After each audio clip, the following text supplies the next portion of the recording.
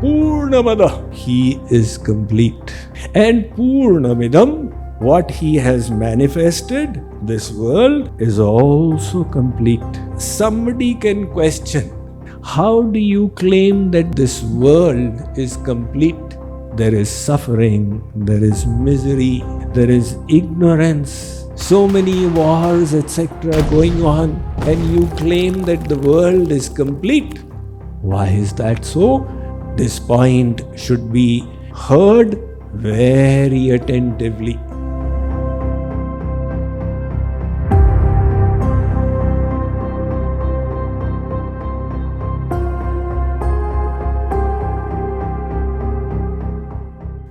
Om Poornamadah Poornamidam Poornat Poornamudachyate Poornasya Poornamadaya Poornameva Vashishyate. Om Shanti Shanti Shanti. The Supreme Brahman is complete. This world, having emanated from Him, is also complete. Anything that the complete God manifests is complete as well. Having manifested the complete world, His completeness remains unchanged. A very, very simple word is being used here. Poorna means full. It was probably deriving inspiration from this that the English poet Annie Sexton, she said, "And the well spoke to me and said, abundance is scooped from abundance. Abundance still remains. The well is abundant. From it you take abundance, and what remains is still abundant." Materialism creates the mindset of scarcity, where the available resources are a limited pie, and if another has more, then I have less. So we fight over these, whether the resources are land or wealth or labor or power and position. Spirituality is the absolute reverse, where there is infinite abundance, and the more you give, the more you have. That abundance remains untouched. Let us understand the logic of this and the impact, the import of this mantra. It says, Poornamadah, that source of the world, is complete, perfect and complete. And Poornamidam, this world that He has manifested, is also complete. Let us first understand the completeness of God. People say, what is His definition? In the Devi Bhagavad Puran, Maharshi Parashar has tried to answer this question in the 37th verse. He says, Aishwaryasya samagrasya dharmasya yashasa shriyah jnana vairagya yoshchaiva shannam bhaga iti rana. He says God is He who has these 6 opulences to the infinite extent. Infinite wealth, infinite beauty, infinite knowledge, infinite fame, infinite strength, and infinite renunciation. So that personality who has these 6 opulences to the unlimited amount is the Supreme Divine, Although this is also a matter of expressing it, because God has not just 6 opulences, He's got uncountable virtues. Vedavyas had his take of it. So in the Srimad Bhagavad Mahapuran, he states, Yovanantasya gunananantan anukramishyan satubala buddhihi rajansi bhumer ganayet kathanchit kalena naiva khila shakti dhamnah. He says, if anybody claims they will count the number of virtues and opulences of God, they possess a childish intellect. You ask the child, how big is the mountain? This big. And how big is the ocean? This big. And how big is the sky? This big. Likewise, anybody claiming to circumscribe God has that kind of intellect. Rajansi bhumer. You may succeed in counting the specks of dust on the crust of the earth. This impossible may become possible. But the qualities and attributes of God will never be counted. It is said that Ananta Shesh, on whom Vishnuji lives or resides, has got 10,000 mouths. And since the beginning of creation, he has been describing the personality of God. That narration has still not ended. The Greek writer Homer, along these lines, he said that if there were 1,000 musicians, each with 1,000 string instruments, and they were to sing for 1,000 years, they would be unable to describe God. That is just a little inkling into his personality. Saint Kabir's famous doha sabdharti kagaz karoon. If I convert the crust of the earth into paper, likhni sab vanaraya, and all the trees into pens, Saat samudra ki maru karu, and the water in the 7 oceans as my ink, Hari gun kaha na jaya, I will still be incapable of describing God. So, Poornamadah, he is complete.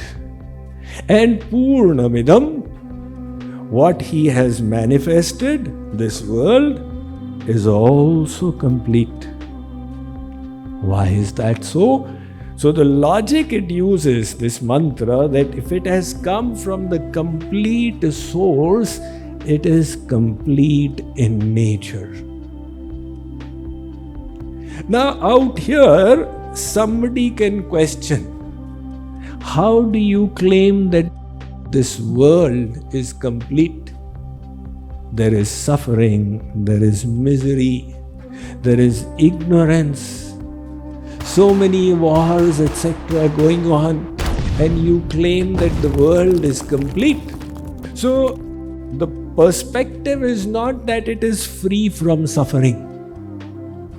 This point should be heard very attentively. God has not created the world such that it should be free from suffering. He has created it so that it is perfectly designed for its purpose of incubating the souls over a continuum of lifetimes and bringing them to the ultimate perfection. God has faith in His design. He has done it for infinite souls, and he is pretty confident he can do it for each and every one of us. So, in that process, sometimes, although the world presents us with a field of activities where we perform karmas, reap the results, get lessons, learn and grow, and at the same time, sometimes this world serves as a university of hard knocks. So, even in those adversities and challenges, there are opportunities. The kind of perfection that God wants us to reach is not a perfection where there is no disturbance, but where we can remain normal even in the midst of challenging circumstances. That kind of inner peace, the peace that surpasseth all understanding. You may have heard from me this example of a king who declared a painting competition, and the theme was to paint something that depicts peace, Shanti. From all the entries that were received, 2 made it to the final, and they were presented before the king. One of them was obviously manifesting tremendous serenity and harmony. It was of a valley with flowers and mountains in the background, and a gentle stream with deer and cows grazing by, a perfect cloudless sky, trees around. And the other painting presented a complete contrast. The sky had angry clouds with lightning breaking through. In fact, there was also rain falling. And the centerpiece of the painting was a waterfall, where the water cascading at tremendous force. Everything in that picture was disturbing. But when the king looked carefully, he saw that although the water was flowing over the waterfall, there was a little crevice there in the rocks, and a bird, having flown from behind the water, had made its nest there. It had brought food and was feeding its little chicks in the nest, unconcerned about everything around it. The king said this first painting is obviously very peaceful, but it's unreal. It never happens in the world. The second one is tremendous. This really depicts your ability to be peaceful. Peaceful from inside. Even though there may be disturbances on the outside. When you are agitated, what is your instinctive response? To change things on the outside. I need to shift from here to here. I need this person to behave like that. I need the weather to change. I don't need the weather to change, etc., etc. But God has created this perfect world for us to change. One monk, while he would travel all around, in the villages and the holy places in India, amongst the austere dwellings, had a proper mirror big enough to see his face. And from time to time, he would pull it out to look at his face. That caught the ire of a few devotees, and they said, Sadhu Babaji, you are supposed to be detached. detached even from your looks? Why does it concern you so much that you keep pulling your mirror out again and again and having your own darshan? He said, I do it. Whenever there is agitation, whenever there is disturbance, I take the mirror out and remind myself of the biggest culprit, which is my mind itself. Me, the owner of the mind. That is what I need to change. Somebody said, when I was young, I thought I'll change the world. But then as I grew a little bigger, I thought I may as well change my country. And then I grew a little bigger, I thought if I can change my community, it will be ambitious enough. And then in my middle age, I thought, let me try changing my family. Now in my old age, I think I should have tried to change myself.